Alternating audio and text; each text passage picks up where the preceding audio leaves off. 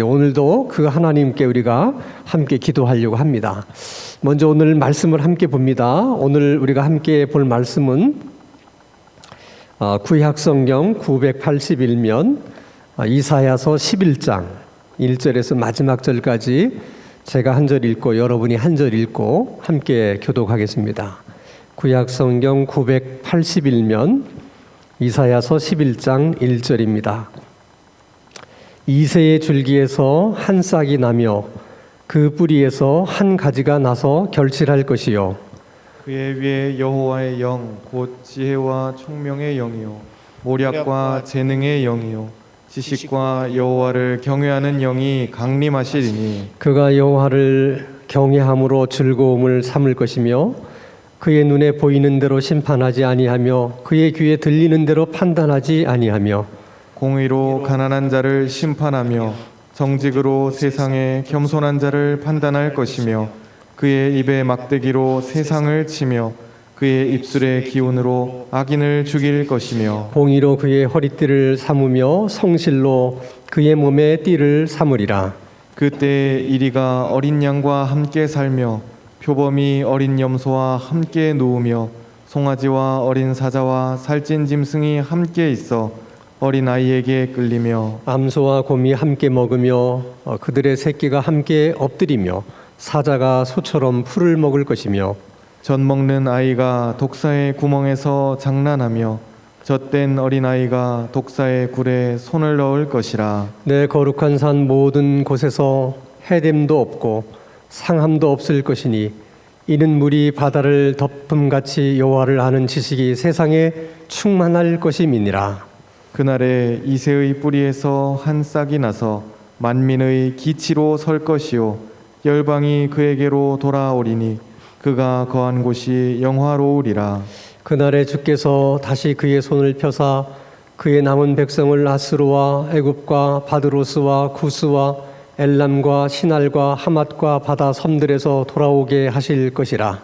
여호와께서 열방을 향하여 기치를 세우시고 이스라엘의 쫓긴 자들을 모으시며 땅 사방에서 유다의 흩어진 자들을 모으시리니 에브라임의 질투는 없어지고 유다를 괴롭게 하던 자들은 끊어지며 에브라임은 유다를 질투하지 아니하며 유다는 에브라임을 괴롭게 하지 아니할 것이요 그들이 서쪽으로 블레셋 사람들의 어깨에 날아앉고 함께 동방 백성을 노략하며 에돔과 모압에 손을 대며 암몬 자손을 자기에게 복종시키리라. 여호와께서 애굽 해만을 말리시고 그의 손을 유브라데 하수 위에 흔들어 뜨거운 바람을 일으켜 그 하수를 쳐 7 갈래로 나누어 신을 신고 건너가게 하실 것이라. 그의 남아있는 백성 곧 아수르에서 남은 자들을 위하여 큰 길이 있게 하시되 이스라엘이 애굽 땅에서 나오던 날과 같게 하시리라. 아멘. 이사야서 11장의 말씀은 목사님들이 성탄절 설교의 본문으로 많이 인용하는 말씀입니다. 그 이유는 이사야서 11장의 주된 내용이 메시아 탄생에 대한 예언의 말씀이거든요. 그러니까 예언이라고 하는 것은 앞으로 장래의 미래에 일어날 일에 대해서 말씀을 하시는 것입니다.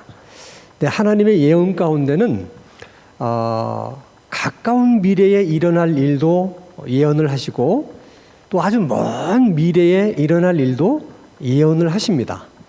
근데 중요한 것은 가까운 장래에 일어날 일과 아주 먼 미래에 일어날 일이 뒤섞여 있다는 거예요. 순서대로 되어 있지 않다는 것입니다. 그것은 하나님의 입장에서는 하나님은 천년이 하루 같고 또 하루가 천년 같으신 분이기 때문에 먼 미래의 일이나 가까운 미래의 일이나 하나님에게는 다 같은 일이에요. 전혀 차이가 없다는 것입니다. 근데 사람은 그렇지 않죠. 사람에게는 하루는 하루고 천년은 천년이기 때문에 인간의 관점에서 또 인간의 시각에서 성경을 읽다 보면 그래서 이해가 안 되는 부분들이 너무 많은 거예요. 자, 그러면 오늘 이사야서 11장에 이제 이사야가 메시아 탄생에 대한 아주 소중한 예언을 이제 하게 되는데 도대체 이런 예언을 하게 된 그런 어떤 배경, 도대체 이런 예언을 하게 될 때 어떤 상황 속에서 이사야가 이런 예언을 하게 되었는가 하는 것이 참 궁금하죠. 왜냐하면 메시아 탄생에 대한 예언은 일반적인 다른 예언과는 좀 다르지 않겠습니까? 그 상황을 생각해 보면, 자, 북왕국 이스라엘은 멸망을 해서 그 북왕국 이스라엘 백성들은 어디로 갔는지 세계 여러 나라로 다 흩어져서 흔적이 없어요.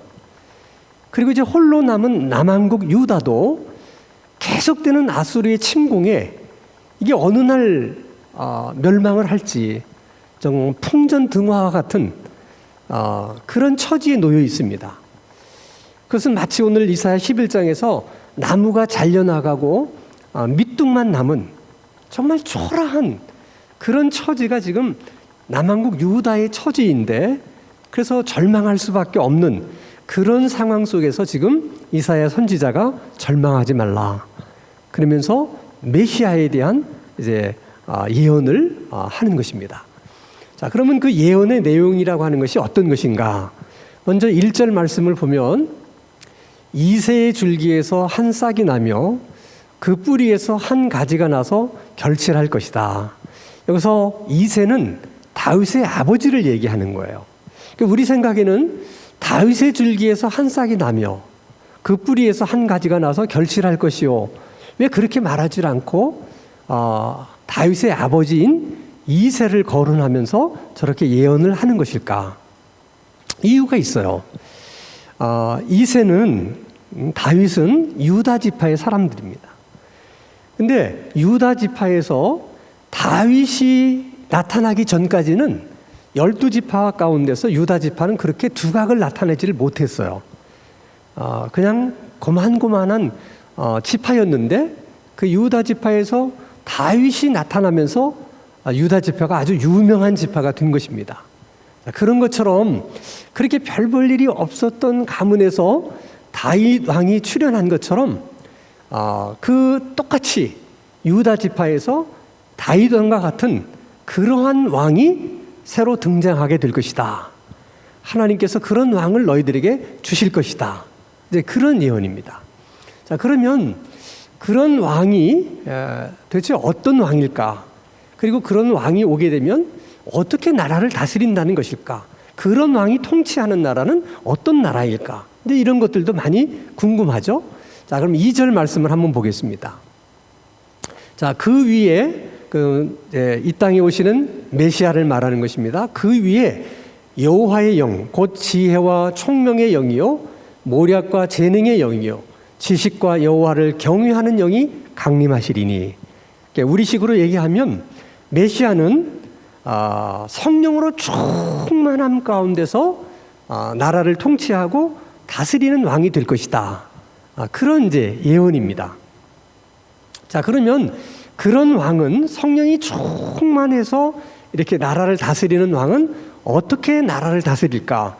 3절과 4절 말씀을 보면, 자, 그가 여호와를 경외함으로 즐거움을 삼을 것이며, 그러니까 이 메시아는 하나님을 경외하는 일이나 순종하는 일을 그냥 우리가 생각하는 것처럼 그냥 하는 것이 아니라 경외하는 것 자체를 즐거움으로 여기고 하나님의 말씀에 순종하는 것을 즐거움으로 삼으면서 그렇게 사는 왕이라는 것입니다. 그런 왕은 자기 눈에 보이는 대로 심판하지 않고 누가 무슨 얘기를 했다고 해서 들리는 대로 심판하지 않는다는 거예요. 자, 4절 말씀을 보면, 그래서 공의로 가난한 자를 심판하며 정직으로 세상의 겸손한 자를 판단할 것이며 그의 입에 막대기로 세상을 치며 그의 입술의 기운으로 악인을 죽일 것이며 공의로 그의 허리띠를 삼으며 성실로 그의 몸에 띠를 삼으리라. 계속 반복되는 단어가 나오죠.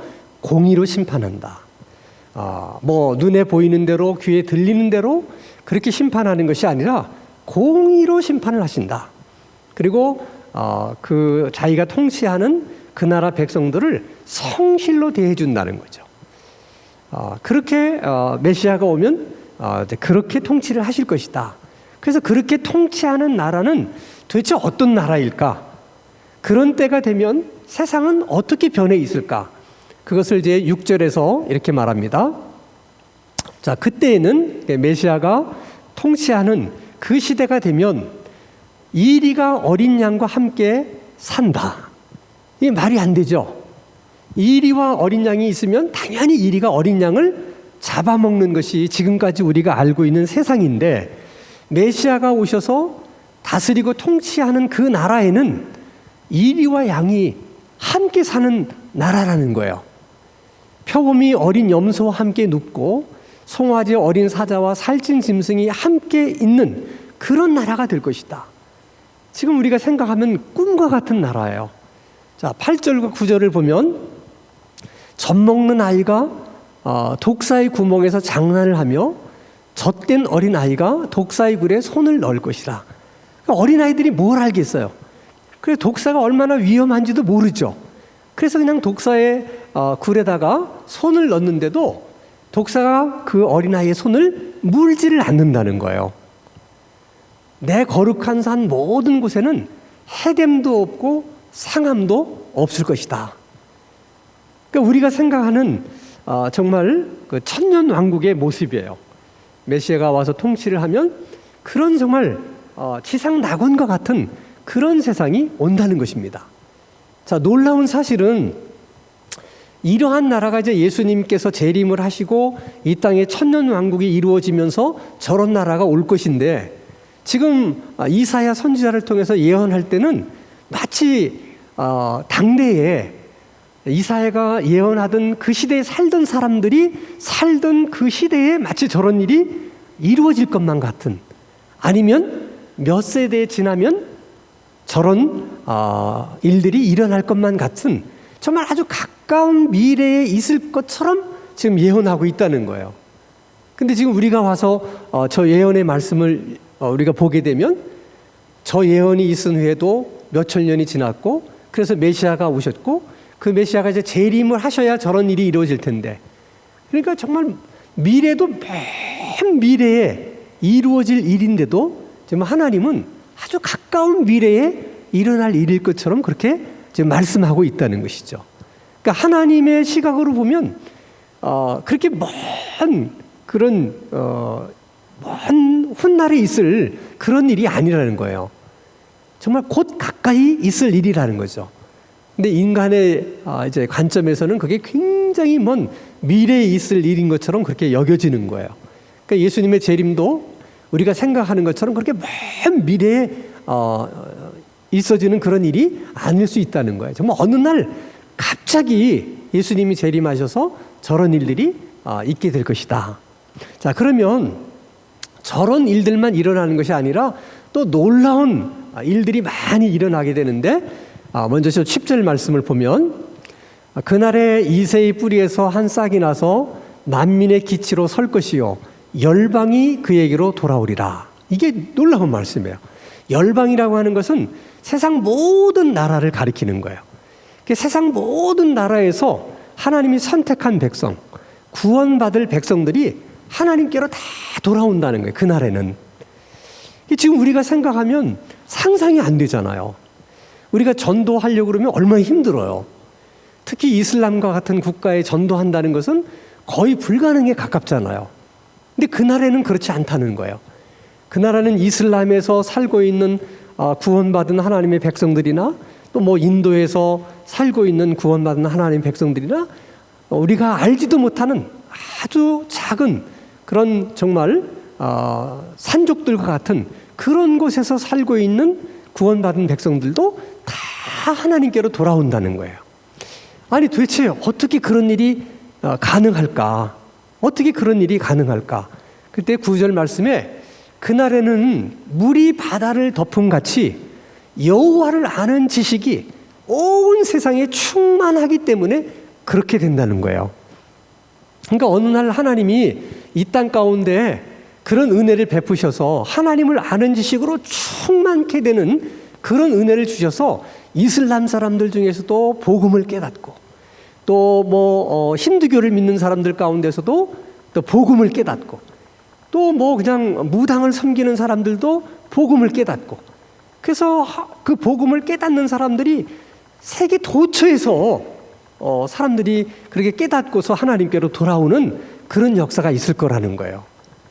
그리고 하나님께서 그렇게 돌아오는 자들이 돌아오는 그 과정 가운데 어려움이 없게 하시려고 하나님이 이런 조치까지도 하시겠다는 거예요. 15절 말씀을 보면 여호와께서 애굽 해안을 말리시고 그리고 그의 손을 유발하되 하수 위에 흔들어서 뜨거운 바람을 일으켜서 그 하수를 쳐서 7갈래로 나누어 신을 신고 건너가게 하실 것이다.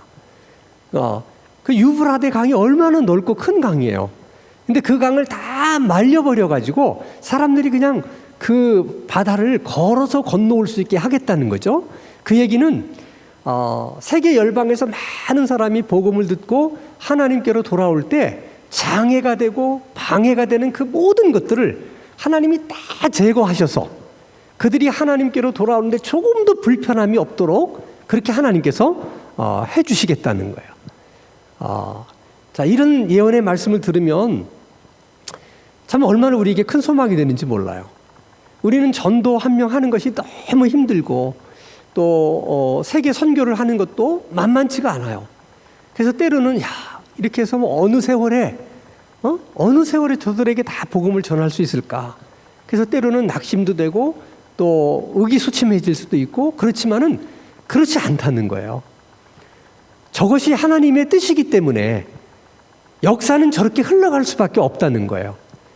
그러니까 우리가 지금 아무리 상황이 어렵고 힘들어도 저게 분명한 하나님의 뜻이기 때문에 결국은 역사가 그렇게 흘러가겠구나 이런 생각을 가지고 절대로 전도하는 일에 선교하는 일에 낙심하지 말고 계속 전도하라는 거예요.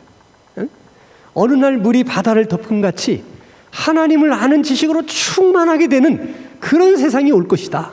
하나님이 그런 은혜를 부어주실 것이다 하는 소망을 가지고 우리가 그렇게 전도해야 된다는 것입니다. 자, 그날에 있을 또 하나 놀라운 소식이 있어요. 자, 12절 말씀을 보면 여호와께서 열방을 향하여 기치를 세우시고 이스라엘의 쫓긴 자들을 모으시며 땅 사방에서 유다의 흩어진 자들을 다 모으신다는 거예요. 자, 여러분, 북왕국 이스라엘이 멸망을 하고 또 남왕국 유다도 바벨론에게 멸망을 하고 70년 만에 돌아왔지만은 또 로마에 의해서 완전히 남왕국 유다의 사람들도 전 세계로 흩어집니다. 그렇게 나라 없이 2000년이라는 시간이 흘렀어요. 자, 나라 없이 흩어져 살던 사람이 뭐 20년도 아니고 200년도 아니고 2000년의 세월이 지났는데 그 민족이 그 종족이 살아서 그냥 유지한다는 것만도 기적인데 그들이 다시 자기들이 살던 나라로 돌아와서 나라를 세운다는 것은 아무도 생각하거나 예상할 수 없는 일이었어요. 그게 여러분 입장에서 생각해 보면 가능하다고 생각하십니까? 우리가 일제의 침략을 받아서 36년 동안 나라 없이 살았어요. 그래서 우리나라 말도 많이 잊어버리고 일본 말을 배워서 일본 문화 속에 살았어요. 36년. 긴 세월이 아닌데도 많은 부분 우리 민족이 가지고 있는 정기를 많이 잃어버렸는데 그게 그렇게 360년 그렇게 아마 세월이 지났다고 생각해 보세요. 그래도 정말 한 민족이 이 땅에 존재할 수 있었을까? 그런데 이스라엘 백성들은 자기 땅에서도 살지 못하고 전 세계로 흩어져 살았거든요. 그런데 2000년 만에 그들이 다시 정말 자기가 살던 이스라엘 땅에 돌아와서 1948년 5월에 나라를 세운 거예요. 그래서 지금 이사야 선지자가 예언한 것이 그대로 이루어진 거예요. 근데 저것은 아마도 1차적으로 저 예언이 성취된 것이라고 보고 예수님이 재림하실 그 무렵에 또 한 번 전 세계에 흩어졌던 유대인들이 돌아오는 그런 아마 역사가 있을 것 같다. 저 말씀을 보면 그런 생각이 들어요. 그래서 14절에 보면 그들이 서쪽으로 블레셋 사람들의 어깨에 날아앉고 함께 동방 백성을 노략하며 에돔과 모압에 손을 대며 암몬 자손을 자기에게 복종시키리라. 다 이스라엘 백성들을 힘들게 하고 어렵게 하고 또 이스라엘 백성들을 억압하고 정복했던 민족들이거든요. 근데 그날에는 이스라엘이 저들을 다 정복하게 될 거라는 거죠. 그러니까 종말의 때가 올 때 한번 하나님께서 이스라엘을 아주 강한 나라로 만드실 것이다. 이렇게 이제 예언을 하시는 거예요. 그러니까 지금 1차로 1948년에 흩어졌던 유대인들이 다 지금 이스라엘 땅으로 돌아왔는데 예수님이 재림할 무렵에는 다시 한번 그들이 돌아오는 그런 역사가 있을 거라는 것이죠. 자, 그렇게 되면 보세요. 가까운 미래와 먼 미래가 지금 같이 붙어 있어요. 그래서 만약에 저 예언이 정말 이루어지게 되면 지금 예수 믿는 우리들의 입장에서는 예수님이 재림하시는 날이죠. 메시아가. 근데 이스라엘 백성들의 입장에서는 그때야 자기들이 소망하고 기다렸던 메시아가 오는 날이죠. 그러니까 가까운 미래와 먼 미래가 겹쳐 있는 거예요. 그런 날이 이제 오게 될 거라는 것이죠. 그래서 이것이 정말 밑둥만 남은 그런 초라한 남한국 유다 사람들에게 얼마나 소망이 되는 저런 예언의 말씀인가 하는 생각을 하면서 우리들을 생각해 보는 거예요. 그러니까 우리도 인생을 살다 보면 남한국 유다처럼 그냥 나무가 잘려나가고 밑둥만 남은 것처럼 정말 그렇게 초라하고 무기력한 그런 처지가 될 때가 있다는 것이죠. 자, 예를 들면 예전엔 명동에 뭐 사람들로 막 굉장히 늘 북적북적하던 그런 상권 아니었겠습니까? 동대문도 그렇고. 근데 중국 관광객들이 끊어지고 또 코로나19가 계속되면서 그렇게 많은 사람들이 몰려들었던 그런 명동도 동대문에도 사람들의 발길이 끊어지는 거예요. 그러다 보니까 경제적으로 얼마나 어렵겠습니까?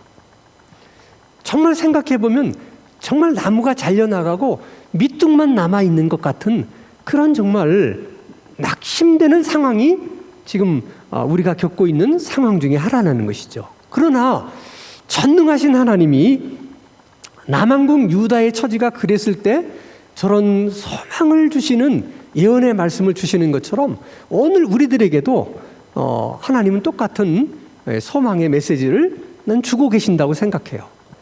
그때의 하나님이나 지금의 하나님이 동일하신 하나님이기 때문에 하나님은 그 나무가 잘려나가고 밑둥만 남은 그 위에서도 줄기가 새로 자라게 하고 그 뿌리에서 새로운 싹이 나게 하는 그런 기적을 이루시는 하나님이라는 것이죠. 그런 전능하신 하나님 그 능력이 오늘도 우리 한국 사회 가운데 임하신다면 그러면 정말 뭐 잃어버렸던 그런 상권들이 다 회복이 되고 떠났던 손님들, 떠났던 사람들, 떠났던 고객들이 막 다시 돌아오고 그로 인해서 다 흩어졌던 우리들의 물질들이 다시 이렇게 몰려드는 그런 어떤 기적과 같은 그런 날들을 우리도 소망할 수 있을 것이다. 그래서 오늘 우리가 이제 함께 기도할 때는 그런 은혜가 지금 어려움을 겪고 있는 우리 친당 중앙교회 성도님들 뿐만 아니라 우리 이웃들에게도 하나님의 그런 귀한 은총이 임해서 새롭게 회복되는 하나님의 은혜를 경험할 수 있는 그런 복된 날이 오게 되기를 주님의 이름으로 축원합니다.